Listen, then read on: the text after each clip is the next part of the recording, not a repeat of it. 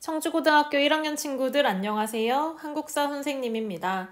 지금 화면에 보이는 글을 한번 읽어볼까요? 이 글은 1980년 5월 20일 전남 매일신문에서 이제 기사를 작성하던 기자들이 전남 매일신문 사장에게 제출한 사직서입니다. 이분들이 눈으로 정말 똑똑히 보았지만 신문에는 단 한 줄도 실지 못했던 그 내용은 무엇이었을까요? 오늘 영상에서 살펴볼 내용 중에 이제 여러분도 이미 영화든 TV든 유튜브든 책이든 다양한 매체를 통해서 여러분 많은 이야기를 접했을 5.18 민주화 운동과 이제 전두환 정권에 대한 이야기를 해보고자 합니다. 그 전에 우리가 이제 지난 시간에 배웠던 내용을 간단히 살펴보면 이제 박정희 정권이 자신의 권력을 정말 죽을 때까지 장기 집권을 위해, 영구 집권을 위해서 삼선 개헌도 모자라서 유신헌법을 제정하고 이제 무려 5번이나 대통령을 하다가 부마민주항쟁을 계기로 11.6 사태에서 결국 무너지게 되었다까지 보았습니다. 자, 11.6 사태. 대통령이 이제 자신의 오른팔이었던 중앙정보부장에게 피살을 당한 사건인데요. 정말 말도 안 되는 상황이잖아요. 사실 대통령이 하루아침에 이렇게 허무하게 갑작스럽게 죽다니 이 소식을 접한 많은 사람들은 충격과 공포와 혼란에 빠지게 됩니다. 그러면서도 한편으로는 자, 이제 어쨌건 독재자 박정희가 사라졌기 때문에 이제 민주화의 시대가 다시 열리겠구나. 우리가 4.19 혁명으로 얻었다고 생각했던, 정말 아주 짧은 순간 얻었던 그 민주화가 이제는 정말 새로 다시 시작을 할 수 있겠구나 라고 생각한 것도 잠시 11.6 사태 직후에 전두환과 노태우를 중심으로 한 신군부 세력이 12.12 군사 쿠데타를 일으키게 됩니다.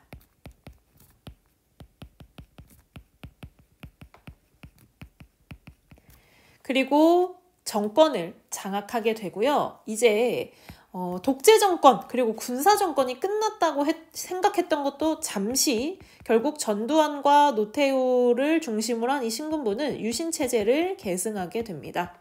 변한 게 하나도 없죠. 자, 그러자 이 사태에 더욱더 놀란 시민들은요. 유신 철폐와 신군부 퇴진을 요구하는 대규모 시위를 연일 전개합니다. 1980년 5월 그리고 6월까지 지속이 되는데요. 이 시기에 일어났던 이 끊임없는 이제 대학생들을 중심으로 한 이 시기를 우리는 서울의 봄이라고 부릅니다. 여기 괄호가 있어야 되는데 괄호가 삭제됐네요. 서울의 봄이라고 부르고요.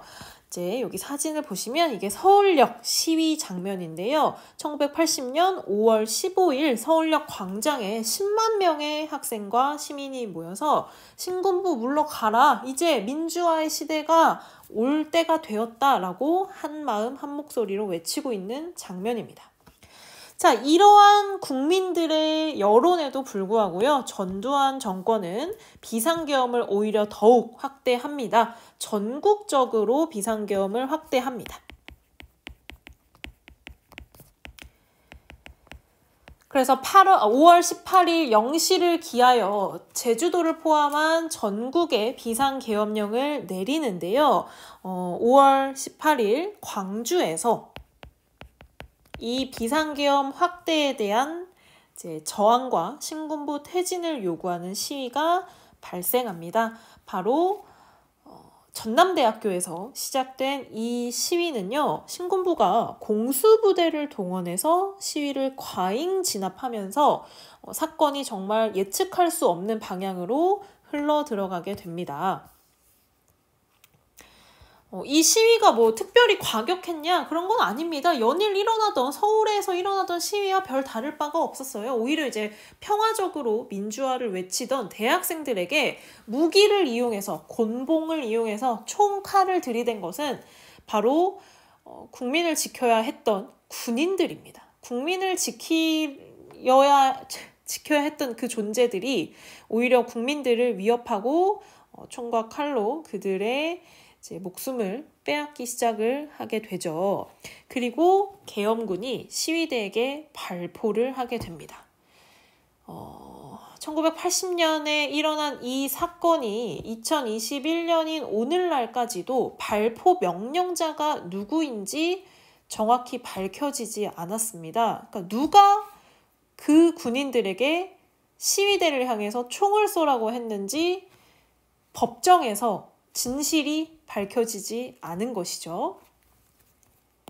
계엄군이 발포를 하면서 정말 수많은 사상자들이 발생을 합니다. 자, 시위에 참가했던 시민들은요, 자신의 친구, 자신의 가족들, 그리고 시위에 참여하지도 않았던 그냥 지나가던 시민들까지 이 계엄군에게 무참히 목숨을 잃는 광경을 보고 어떤 생각을 했을까요? 그냥 나 이제 무서우니까 숨어야겠다? 정말 죽은 듯이 있어야겠다?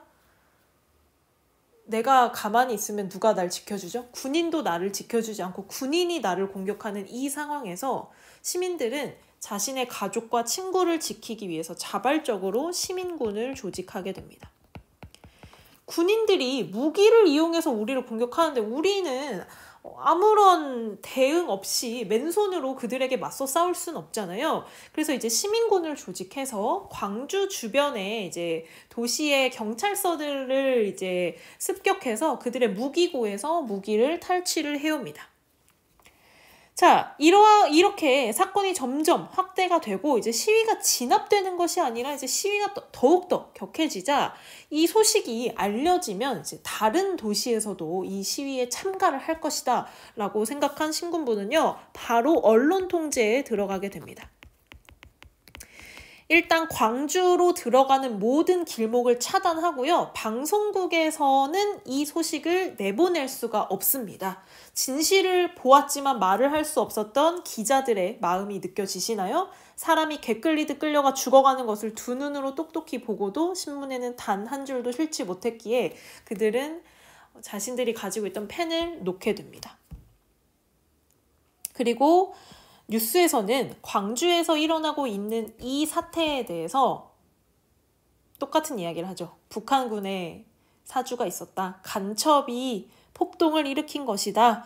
라고 하면서 광주를 고립시킵니다. 선생님의 어머니가 이제 1960년대 생이세요. 그러니까 1980년쯤에는 이제 여러분의 나이쯤, 이제 한 19살, 20살 그쯤이셨는데요. 이제 선생님이 이제 역사를 전공하면서 이제 이런저런 얘기를 하다가 이제 여전히 본인은 이 5.18 민주화 운동에 대해서 엄청난 죄책감을 가지고 있다. 이렇게 말씀을 하시더라고요. 왜 그러냐면 그 당시 본인은 몰랐다는 거예요. 일단 광주에 살고 있지도 않았고 그렇게 먼 데서 들리는 소식을 그 당시에는 지금은 SNS가 활발하기 때문에 만약에 이런 일이 일어나면 만약에 군인이 일반 민간인을 향해서 총을 쏜다는 건 정말 상상도 못할 일이죠. 바로 SNS에, 인스타그램에, 트위터에 이 사진이 찍혀 올라가면 전 세계로 이게 퍼지는 건 정말 순식간입니다. 그런데 그땐 어땠을까요? 정부가 모든 언론을 장악하고 있을 때입니다. 뉴스를 틀면 전두환 각하께서는 오늘 무슨 일을 하셨고 이게 가장 1순위의 뉴스였을 때입니다. 당시에 이제 보도지침이라고 해서 신문과 뉴스 방송사에 이 사건은 어떻게 방송하세요? 라고 정부에서 직접 명령이 내려왔어요. 이 명령에 따르지 않으면 그 방송사는 바로 군인들이 닥쳐서 이제 경찰서에 끌고 가는 겁니다. 정권의 입맛에 맞는 기사를 써내야만 했던 그런 시절이죠. 이런 언론 통제에 선생님의 어머니는 그 당시에는 진실을 알고 싶어도 알 수가 없었다. 그냥 정말 빨갱이들이 그런 일을 일으킨 건 줄 알았다. 왜냐면 뉴스에서 그렇게 얘기하니까. 그래서 별로 관심도 없었는데 시간이 지나고 보니까 그게 정말 아니더라. 이렇게 말씀을 하시더라고요. 그래서 그런 이야기를 들으면서 선생님 역시 우리가 오늘날 이렇게 자유롭고 민주적인 시대에 인권을 보장받을 수 있었던 것은 이분들의 어떤 용기, 정말 이분들이 정말 엄청나게 큰 뜻을 가지고 한 게 아니고 가족을 지키기 위해서, 내 친구를 위해서, 내 사랑하는 사람을 위해서 나섰던 거잖아요. 그분들에 대한 항상 마음의 빚과 감사함을 가지고 있습니다. 여러분도 부디 그러시기 바랍니다. 자, 이러한 사태를 알게 된 이제 시민군은요, 이거 우리가 너무 불리하다. 이거 계속 싸워봤자 희생만 더 커질 뿐이다. 라고 하면서 시민수습대책위원회에서 이 군대에게 평화적 협상을 요구합니다. 하지만 이제 군대는 이것을 들어줄 생각이 없었죠.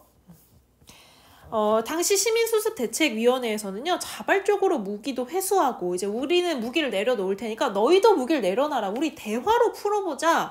라고 했지만, 오히려 공수부대가 잠시, 이제 광주 외곽으로 빠져나가고, 이제 광주는 한동안 이제 무정부 상태가 되었어요. 잠시 글을 읽어볼게요. 5월 21일 오후 시민의 공세에 밀려 계엄군이 광주 외곽으로 물러납니다. 그 후 27일 새벽 계엄군이 다시 진입할 때까지 광주는 공권력, 경찰도 없고 군인도 없고 공무원이 없는 공백 상태였죠. 자, 그러면 이런 상태에서 치안이 어떻게 유지됐을까요? 범죄가 일어나진 않았을까요? 사람들이 더 막 날뛰진 않았을까요? 이런 생각을 하실 수도 있을 텐데요. 오히려 높은 시민의식을 보여줍니다. 스스로 거리를 청소하고 식량과 물자가 부족해도 사재기를 하지 않았습니다. 나보다 더 필요한 사람들이 살 수 있도록 양보와 배려를 했죠. 시민들은 항쟁하는 시민군에게 주먹밥을 나눠줬고요. 주유소에서는 공짜로 기름을 제공했습니다.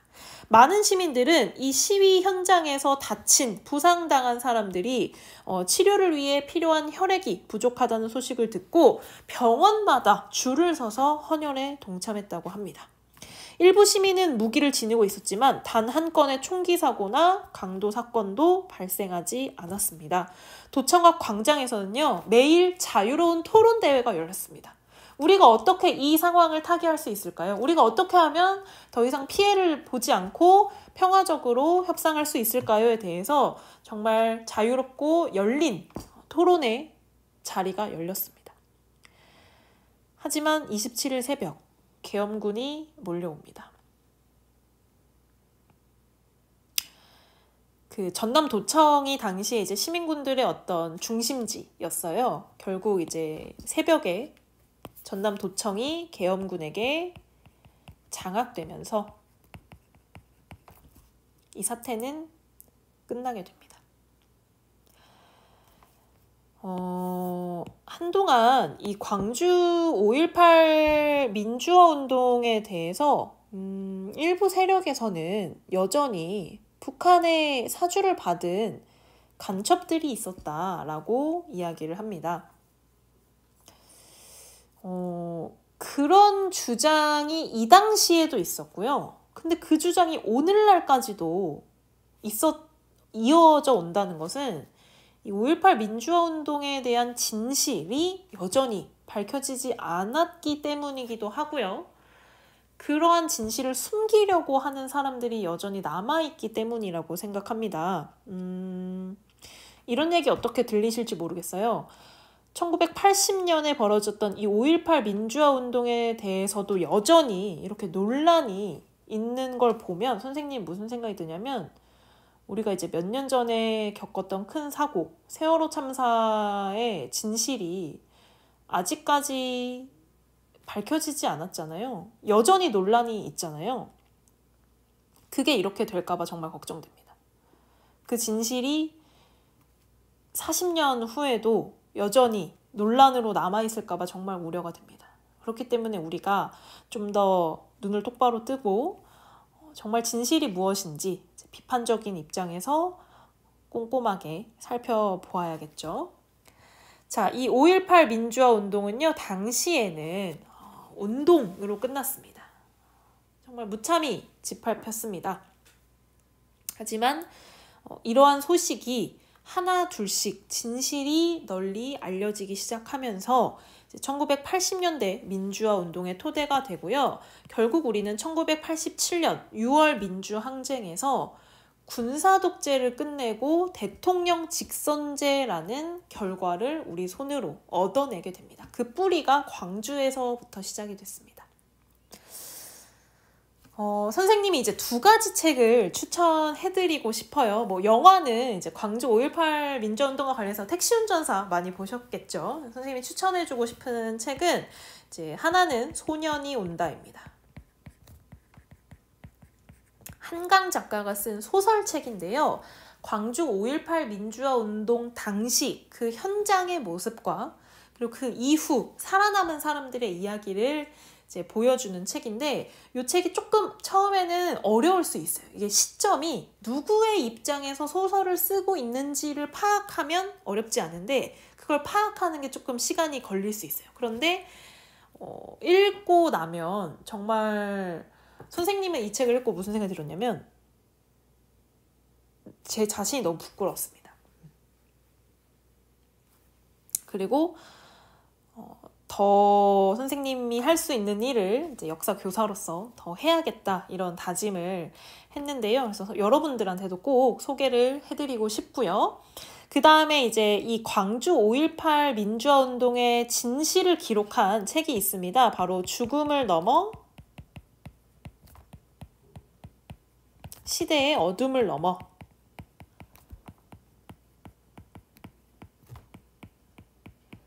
라는 책인데요. 요거는 이제 5.18 민주화운동에 참여했던 그리고 이제 그 참가자들의 기록을 엮은 책인데 정말 생생한 목소리가 담겨 있습니다. 근데 조금 어려울 수는 있어요. 그래도 이제 5.18 민주화운동에 조금 관심 있는 친구들은 어렵겠지만 이 책을 한번 읽어보시는 거를 추천드립니다.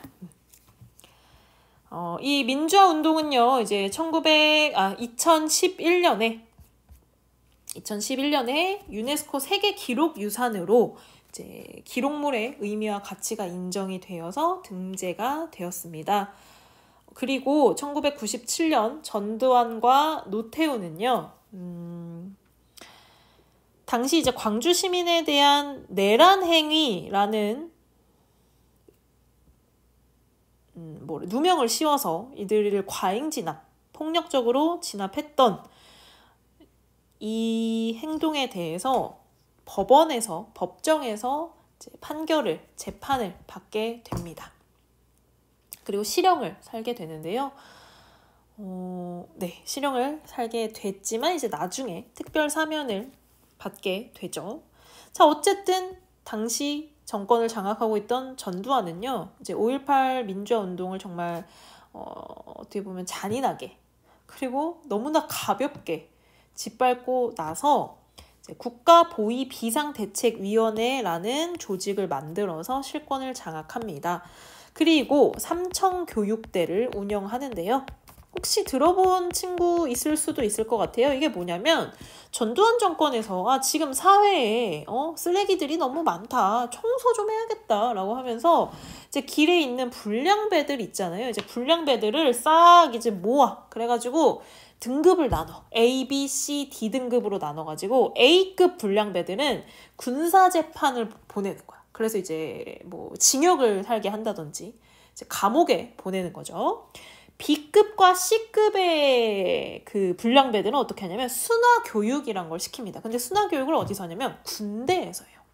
군대로 보내는 거야. 그래갖고 연병장에서 4주 동안 훈련을 받는데 이제 아주 잔인하게 인권 유린의 현장입니다. 그냥 이런 식으로 뭐 밥이나 제대로 줄까요? 왜 이 사람들은 지금 왜 여기 가서 이런 고생을 해야 되느냐? 불량배라는 이유만으로 훈련과 노동을 강요하면서 이 당시 현장에서 사망자만 수십 명이었고요. 후유증으로 이 삼청교육대에서 풀려난 뒤에 후유증으로 죽은 사람만 300명이 넘습니다. 그러니까 이제 뭔가 잘못하면 정권의 눈밖에 나면 삼청교육대에 끌려가는 거죠. 그리고 정치인의 활동을 통제하고요. 언론을 통폐합합니다. 그리고 박정희가 만들었던 이 통일주체 국민회의에서 또다시 대통령 선거를 하는데요. 전두환을 11대 대통령으로 선출합니다. 그리고 나서 개헌을 합니다. 8차 개헌. 이 개헌에서는 대통령 단임 한 번만 하겠다. 그리고 간선제, 여전히 통일주체 국민회의에서 간선제를 시행하고 전두환이 바로 그 다음 해에 제12대 대통령으로 당선이 됩니다. 전두환도 이제 2번 대통령을 한 거죠. 자, 사람들의 불만은 이제 한계에 다다랐습니다. 박정희가 물러가서 이제 끝날 줄 알았는데 웬 전두환이 나타나가지고 이거는 더 무서운 놈이 온 거야. 더 독한 사람이 온 거야. 그러자 이들의 불만을 진정시키겠다는 목적으로 유화 정책을 추진하는데요. 이런 비유 어떨지 모르겠어요. 일본이 이제 1910년부터 우리나라를 그 식민 지배할 때 처음에는 무력으로 통치를 하잖아요. 무단 통치를 하다가 우리가 3.1운동으로 이제 민족적인 저항을 일으키니까 이제 뭘로 통치 방식을 바꿉니까? 문화 통치로 바꾸잖아요. 그래서 잘해주는 척을 합니다. 괜찮은 척. 그래서 유화 정책 그런 겁니다. 사람들의 마음을 좀 풀어주는 거야. 겉으로는 여전히 군사 독재 정권이지만 그 안에서 좀 잘해준다. 괜찮다. 여기 살만하다라고 보여주는 것이죠. 대표적인 게 이제 야간 통행 금지.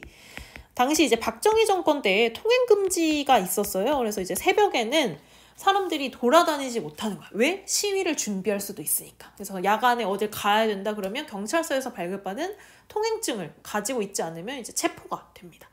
그 다음에 중고생의 두발과 교복을 자율화합니다. 마치 뭐가 떠올라요? 박정희 정권에서 장발 단속과 미니스커트 단속에 반대를 하는 거죠. 그러니까 그렇게 강하게 옥죄던 걸 이제 풀어주겠다. 그러니까 우리는 괜찮다. 우린 괜찮지 않니? 라고 보여주는 겁니다. 그리고 프로야구단을 창당하는데요. 아니 선생님 프로야구단 창당한 게 왜 유화정책이에요? 이거는 스포츠랑 정치랑 무슨 관련이에요? 라고 생각하실 수도 있는데요. 대표적인 우민화 정책이라고 해서 3S 정책 중에 하나입니다. 3S가 뭐냐? S가 3개라는 뜻인데 하나는 스크린, 영화입니다. 두 번째는 스포츠. 프로야구단 창단이 스포츠와 관련이 되어 있고요. 세 번째는 성. 요 세 가지 S를 어떻게 정권에 이용을 하냐면 이제 이 당시에 이제 영화 이전까지는 영화를 개봉하고 싶어도 정부에서 허락을 안 하면 개봉을 못 했어. 너무 음란하다던가 뭐 이렇게 정권을 비판한다던가 이런 내용이 들어가면 검열을 아주 깐깐하게 해가지고 사람들이 볼 영화가 없는 거야. 근데 이제 그 검열 규제를 좀 완화해가지고 극장에 영화가 막 풀려. 그러다 보니까 사람들이 정치에는 별로 이제 관심이 없고 영화관에 가는 거죠. 또는 이 당시에 전두환 정권 때 컬러 TV가 보급이 됩니다. 그러니까 사람들이 와 흑백 TV로 보던 세상에서 이제 컬러 TV로 막 드라마도 보고 영화도 보고 하니까 정치와는 점점 멀어지는 것이죠. 두 번째, 스포츠. 대중의 시선을 사로잡는 겁니다. 프로야구단 창단이 대표적인 사례고요. 세 번째, 성매매 산업은 야간 통행금지 폐지랑 관련이 돼 있는데 이제 밤에 이제 자유 시간이 생기면서 유흥업소라든지 성매매 산업이라든지 또는 스크린과 관련해서 에로 영화라든지 이런 것들이 굉장히 많이 풀립니다. 사람들이 이제 눈을 가려버리는 거죠. 우민화 정책이라고 하죠. 하지만 국민의 저항과 탄압은 지속이 됩니다. 5.18 민주화운동에 대한 진상을 규명할 것을 요구하는 시위가 계속이 되고요. 학생운동과 노동운동도 여전히 이어집니다. 이에 대해서 정권은 계속해서 강하게 탄압을 하고요. 도저히 안 되겠다 했을 때 꺼내는 카드가 있죠. 바로 반공카드입니다. 이 당시에 일어난 대표적인 사건이 뭐냐면 금강산댐 사건입니다. 금강산댐 사건. 금강산이 이제 북한에 있는 대표적인 명산 중에 하나잖아요. 이 금강산에 북한이 지은 댐이 있는데 이 댐에 지금 가두고 있는 물이 200억 톤이라는 거야. 근데 북한이 이 물을 한꺼번에 댐을 확 열어서 이 물을 확 방류해버리면 그 물이 흘러가지고 결국 어떻게 되냐? 서울이 잠긴다는 거지. 여러분 얼마나 무서워요. 서울이 잠긴대. 63빌딩이 이렇게 잠기고 국회의사당 이만큼 다 잠기고 시청 남산 여기까지 다 잠긴다는 거야. 이 소식이 연일 뉴스에 나오고요. 각종 대학 교수들이 나와서 자기 전문 지식을 뽐내면서 물이 어떻고 방류가 어떻고 서울이 어떻게 되고 이게 계속 나옵니다. 그러면서 전두환 정권이 하는 이야기가 뭐냐? 이거에 대비하기 위해서 우리는 평화의 댐을 조성해야 된다. 이 북한에서 쏟아내는 물을 가두기 위해서, 막아내기 위해서 댐을 지어야 된다라고 하면서 모금을 하는데요. 여기에 어린이부터 노인까지 너나 할 것 없이 나라를 지키겠다는 마음으로 모금에 참여합니다. 모금액이 무려 687억 원. 실제 평화의 댐이 지금 완공이 돼서 저희 강원도 화천시에 화천군에 이제 되었는데요. 거짓말이었습니다. 금강산 댐에서 물을 방류한다고 이런 일이 벌어지지 않는데 이제 위기의식을 불러일으키기 위해서 북한이 지금 우리를 노리고 있습니다 라는 공포심을 조장하기 위해서 조작한 사건 중에 하나였죠. 자, 이렇게 폭력과 날조, 억압으로 유지하고 있는 전두환 정권 결국 어떻게 될까요? 다음 영상에서 이제 전두환 정권의 마지막 어떻게 무너지고 우리가 오늘날 민주화 운동을 어떻게 이어오게 되었는지 살펴보도록 하겠습니다.